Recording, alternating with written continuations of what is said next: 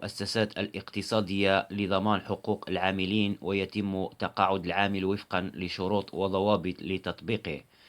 ويمكن أن يستفيد العامل من التقاعد النسبي عند بلوغه سن 50 عامًا، والمرأة عند بلوغها 45 عامًا، بعد دفع اشتراكات 20 عامًا من الأقل، إلى جانب الشروط التالية: وأن يكون عمر المستفيد 50 عامًا دون أن يصل إلى 60، وأن يكون عدد الاشتراك المتوفر للمستفيد هو 3240 اشتراك، أن يتوفر المستفيد على 54 يومًا خلال عام من أجل التقديم لطلب تقاعد نسبي، وأن يكون المشغل استرد المبلغ الذي بذمه المستفيد.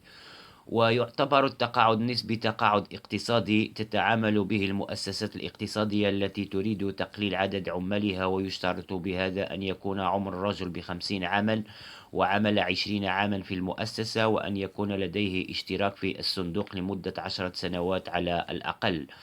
وأعلن الصندوق الوطني للتقاعد عن صب منح ومعاشات المتقاعدين باحتساب زيادة لسنتي 2022 و2023 التي أقرها الرئيس الحكومي الجزائري. والسلام عليكم.